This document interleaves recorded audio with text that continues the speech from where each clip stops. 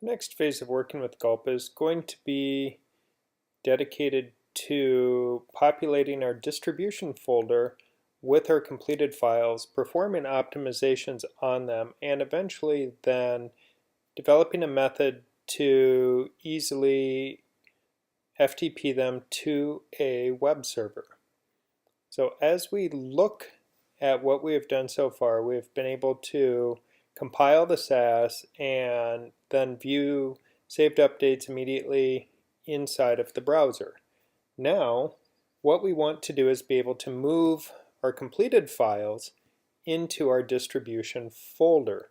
And to do that, it doesn't even require a new plugin or additional part in the beginning, but we will need some more down the road. The first thing I want to do is set up a new gulp task, and for this one I'm just going to call this fonts. And with the fonts folder, or fonts task, what I intend to do is just simply to return from our source folder of fonts that is in our development directory. And with this we use the wildcard notation.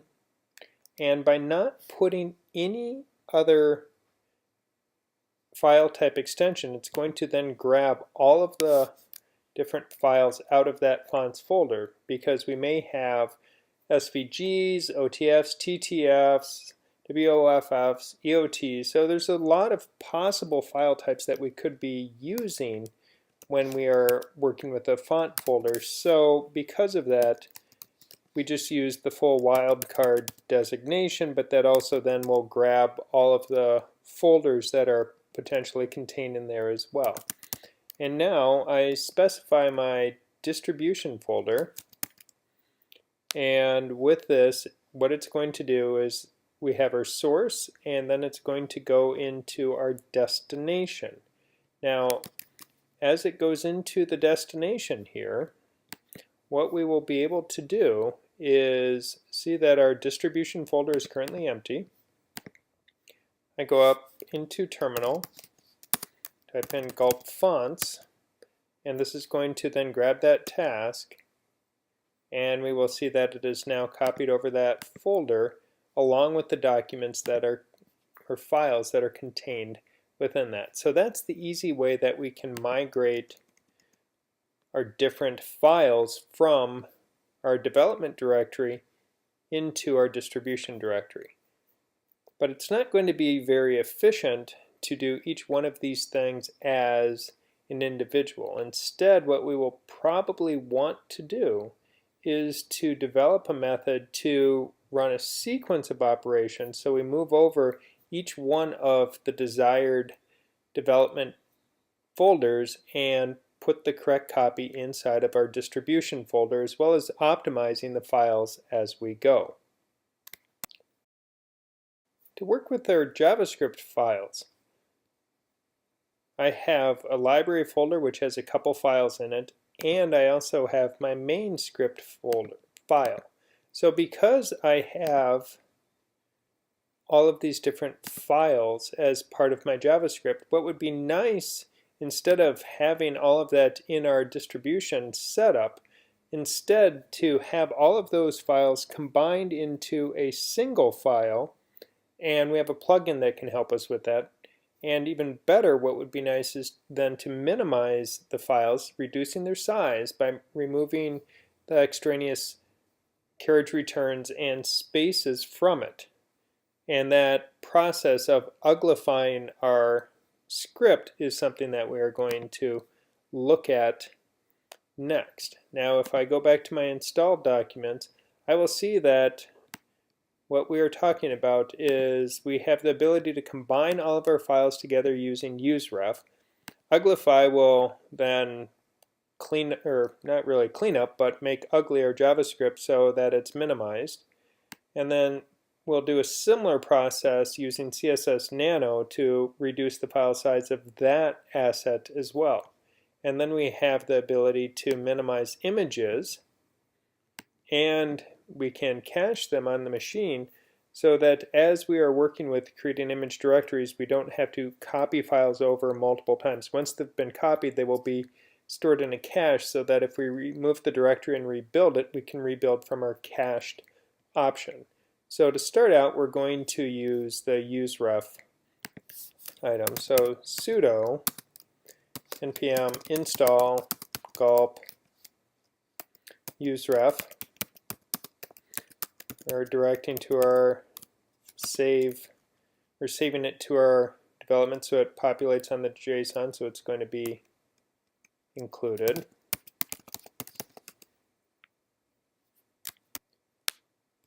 And now that that has been added in, we'll see how that works. Then we'll work on uglifying our text.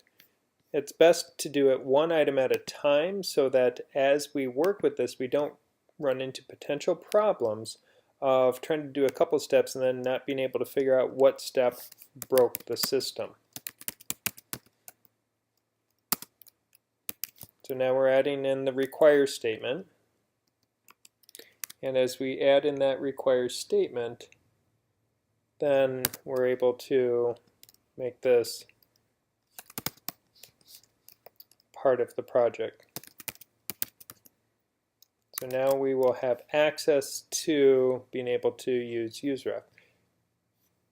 The way that the UseRef is going to work is we are going to create a UseRef task.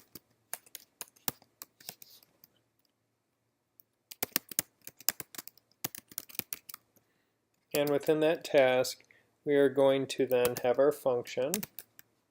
And inside of that function is where the magic is going to happen.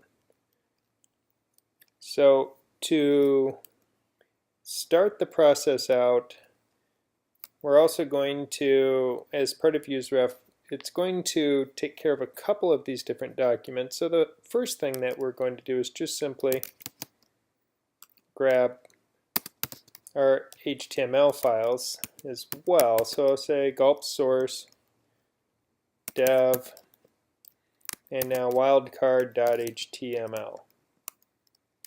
Now after we've done that, that's going to grab any HTML files, and at the end we finish with a dot pipe gulp destination, and then we're putting it into our distribution folder. So if I run UseRef right now, it's going to simply copy over the HTML files, or in this case, file. It's the only one that I currently have. So we can see and make sure this is working, gulp UseRef. It runs, and now I can see that my index file has populated over. And I chose to grab the index file first because we do have to look at that to understand how we will actually be using UseRef as part of this. When I look in my index file, the way that the UseRef plugin operates is we put comments inside of the HTML. So I have these two comments inside my HTML, and in the first comment line, it says build, and then it says what is being built. And in this case, I'm building a JavaScript file, and then this is where I want it to go and what the file I want to be named. So we see it says main.min.js. So it's going to take these three separate JavaScript files and combine them into a single JavaScript file. And the plugin knows to do that because of these comments. And if you're looking close, you will notice I have similar comments around the CSS because we will be doing the same thing to that as part of this using the UseRef plugin. So going back to my gulp file, I can see that now I need to create a new pipe, and inside this pipe I'm going to reference the UseRef plugin by saying UseRef. With UseRef indicated, it will access the UseRef plugin. So right now, if I see my distribution folder, it only has fonts and the index file. If I go over here and type gulp UseRef, it runs, and after that I will see it copied over the CSS, but instead of being the separate files, it's now a single file, styles.min.css. It's not minimized yet, but it did create the file. If I look in my JavaScript folder, same thing. All 3 JavaScript files have now been combined into one. So that's pretty powerful that we're able to combine that together to make a single file.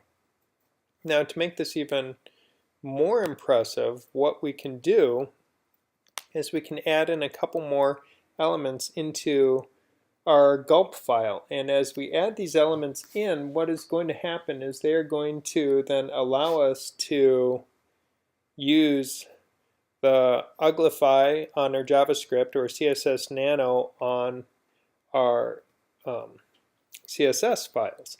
So to do that, what we're going to have to do is go up and install them inside of terminal, and then we will add the files in to our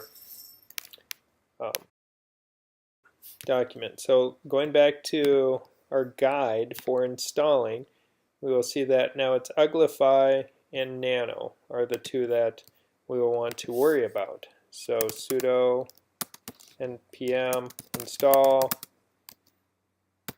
uglify save dev,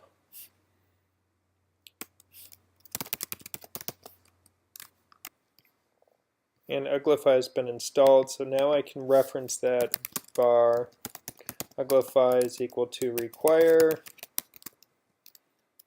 gulp uglify.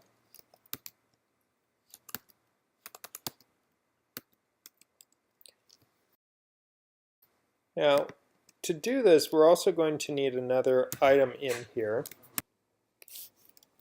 and we need a utility item to be installed as well, but we don't have to install it through terminal because it is already installed as part of gulp, but we have to require it to make it usable with our project. So even though we didn't have to install it like we do the other plugins, this one is going to be available to us right now, and that's gulp if. So we're using uglify and gulp if now as part of how we're processing our files with the UseRef. Because if we don't do this, then it's going to uglify everything, and we want it to instead only use uglify on JavaScript files. So now I will say pipe gulp if, and then I will say any JS file that is now currently available. So these will be, once it has now gone through UseRef, it's going to grab that JavaScript file that was there, that script.min.js, and it will then use the uglify option on it. And do pay attention if your code completion or autocomplete for punctuation isn't working correctly. That's a whole lot of right parentheses there, so make sure your parentheses do line up. So now, looking at what we had here, I'm going to save this. I'm just going to get rid of that folder that was there, and now we can see there's no JavaScript folder there. Getting this working is going to be simple as now typing in gulp UseRef, and what we will find is when I do this, it's going to copy the files into a single document and remove all the carriage return spaces from the file. So after it's run, now if I go over to my JavaScript and take a look, I'll see there is the file comments have been removed, and they've all been positioned into a single document. Now I can see that the styles are close but not quite the same. So now we're going to do a similar operation to our styles, and with this we will be using CSSnano.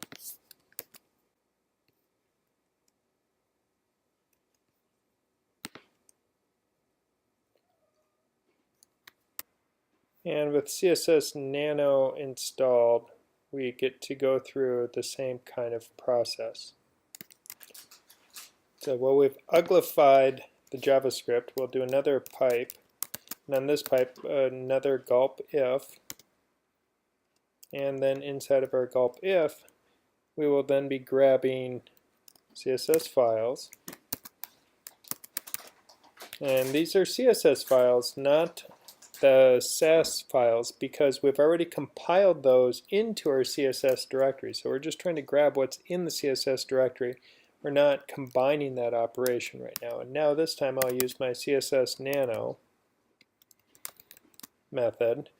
So as you can see, it looks very similar to the uglify for JavaScript. Now this will take our CSS and combine it together. So if I remove that folder, and you don't need to keep removing the folders when you're doing this in production, but because we're building things halfway and keep changing it, sometimes we do need to do a little bit of this work. So now I can save my document, and now gulp UseRef.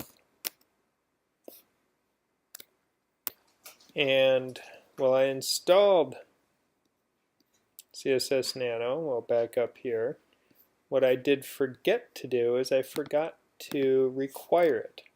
So var CSSnano is equal to require gulp CSSnano. So when we put these things in, it's important to remember all of those little details, because otherwise then you will get error messages that happen. Gulp UseRef.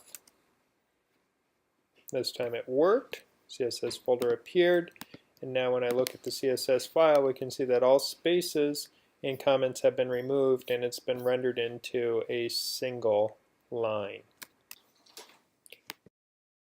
The final optimization element that we are going to add in is going to minimize our images to reduce their file sizes as small as possible using the ImageMin plugin. And if you want, you can go look up the documentation of that to find the different settings that you can play with when you are creating your gulp file. If I select two items in my script and paste that into terminal, and as for my password, and then we'll begin the install process. With those two installed, we can take a look on the npmjs.com website, and we're using the gulp ImageMin plugin. And looking at that, you can look for some of the details or options that are available while you are working with the plugin.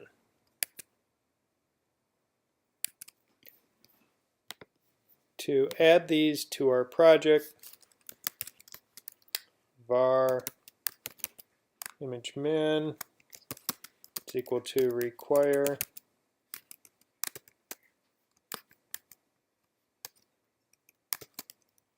gulp ImageMin, and var cache is equal to require gulp cache.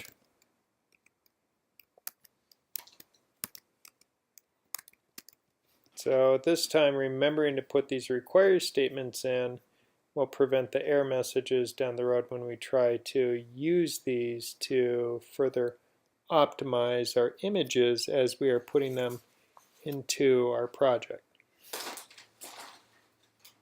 if we look back at some of the work that we've done before, we will see that we do have our font folder and it just copies the font files over. We could perform a similar operation with our images where we just copy the images over. But since we are interested in trying to have better production workflows and methods, I am going to put in an images optimized task, and with this task we will then be populating that to use the ImageMen function. Now, to start the process out, it's going to be just like the other ones where we're returning something and then we're piping to our distribution folder. So we return gulp.source, and this will be our dev folder, images, and we will do the wildcard option. Now we have a interesting method that we're able to use here where we do wildcard dot and then plus, and then inside of a set of parentheses we put in our different types of images, separating each file type with the pipe character, remembering that in the world of programming the pipe character can represent the word or, so we say PNG or JPEG or JPEG or GIF or SVG. And that should handle the majority of image file types that we are going to run across in our project. If, of course, we were to have some other image file type that we were using, we would want to add that to our script here. Now we add another pipe, and this time the pipe is going to call the cache plugin. And the reason we use the cache plugin is if we delete our images folder as a house cleaning process, we don't want to have to copy the files over again, because if we have dozens of images, that could take a fair amount of time to build our distribution folder when images are already cached, and that would be silly to do that.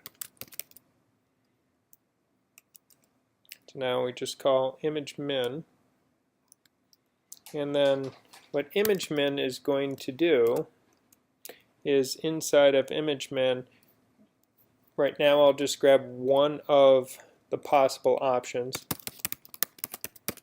and we will just say interlace true. So it will take GIF images and make sure they are interlaced. And we could read through the documentation that comes with the API and look at how to further compress JPEGs and PNGs and SVGs. But this is enough for now as we're doing this just to understand the workflow.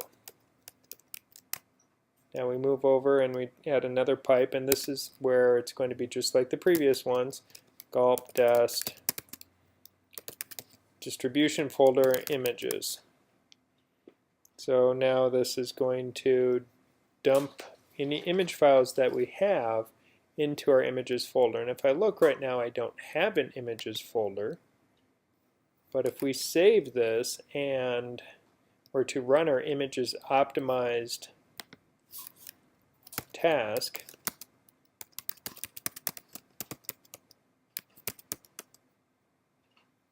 you'll see it completes, and now I have an images folder that is filled with a PNG file. The next two plugins that we need access to, one is going to be a node delete plugin. So we want to be able to delete the contents of this distribution folder so that every time we build a distribution folder, it's a clean build. So we don't run the risk of having potentially old files or duplicate files muddying things up. And then we will want to be able to run a series of tasks that we have. We want to have Sass run, and then after we do Sass, we need to do our fonts and our images and UseRef. And to do those, if we don't have a plugin that controls the sequencing of those, if we ask Sass to run before things are completed, such as combining together and minimizing the image or the CSS files, then we will run into errors and have difficulty. So the first of the new ones we want to install is sudo npm install, and this is not a gulp plugin, this is going to be a node plugin.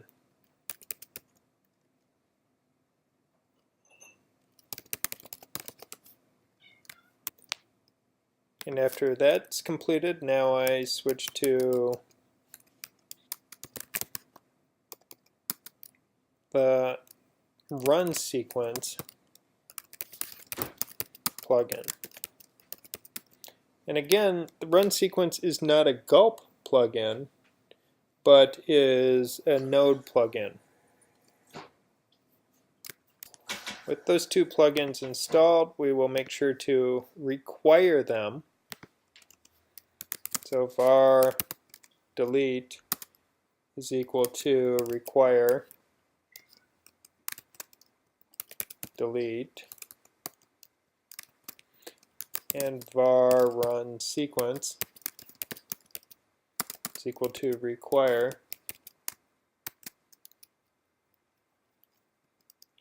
run sequence.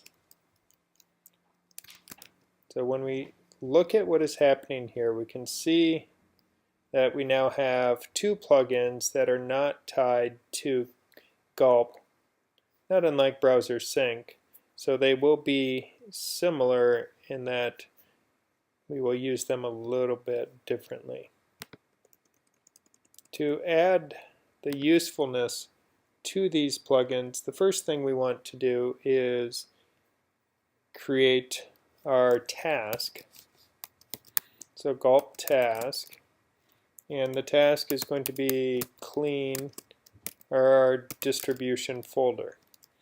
And we do this, so as you may be starting to detect by now, is there is a lot of commonality in how we write these different tasks. We're making a series of functions that then we are able to work with in our project.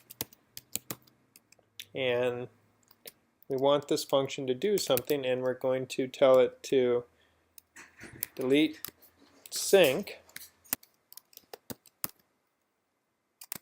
and we, with the telling our delete plugin using its sync method, we're going to tell it to delete our distribution folder. So this one is one that anytime you're deleting folders, it does get a little bit scary, and technically we could do it manually inside a terminal. We could just do a bash command to delete it, but that's something that makes a lot of people nervous because there is no undo, and terminal doesn't give us a lot of feedback when we are using these different bash commands. But if I do say something like gulp clean dist, we will see that our dist folder has in its entirety disappeared. And that's okay, because if I say gulp UseRef, we will see that distribution folder just came back, and it's populated with our JS or CSS and our index. But it is missing with delete functioning nicely. Now what we want to figure out how to do is how to use our sequencing. And the sequencing is really kind of cool the way that we can make it work. And what we are going to do is create another task. And this task is going to be named build. So this is where we're building our distribution folder. Function. And now inside of function, it does require us to put in a callback. We're not populating the callback with anything, but the syntax for run sequence wants that inside. So now, as I see build here, I'm going to put in my command of run sequence. And what run sequence allows me to do is just to put in a series of items that I want to run in a particular sequence. So the first item I want to call is clean distribution folder. And after I've called clean dist, then I am going to call an array of items that I will be working with. And within this array, I will call my sass function to verify I have compiled the most recent version of my CSS. Then I will call my UseRef function. And to add to the readability of working with these, because JavaScript doesn't mind putting in line breaks, what we can do is now put in a whole series of line breaks as we work with this. So I've called my clean distribution, then I'll call sass, then I'll be calling my useref here, and then after useref, then I will call fonts, so it will copy over my fonts folder, and then I will do my images optimized item. And then that's the last one in the bunch, so we can just leave that on the same line. So we can see how we're calling clean distribution, sass, useref, fonts, images optimized as part of what we're doing. And then after we have hit the final item in our array, then we call callback. So that is the sequence of syntax that it's looking for. So we can see how this is just an array of items. And for legibility, I think I will just put the brace on that line. So we have sass, useref, fonts, images optimized all in an array, clean dist before that, callback afterward, and that's all in our build function. Now, if I go back and I'm going to say gulp clean dist. Always makes you nervous when the whole project folder disappears, but remember that's our distribution folder, not the development folder. So we can see here's our development folder where we have stuff going on. Now to do my distribution folder, I just say gulp build. And we can see it cleaned everything out, and now it told me how long it took to do everything, and there it's my CSS minimized, my different font files, my image, my JavaScript minimized, and my HTML file. Everything has been neatly copied into my distribution folder, and we know it's the most recent version of everything because we deleted the entire distribution folder before copying to make sure that we didn't have any legacy files hanging out causing trouble.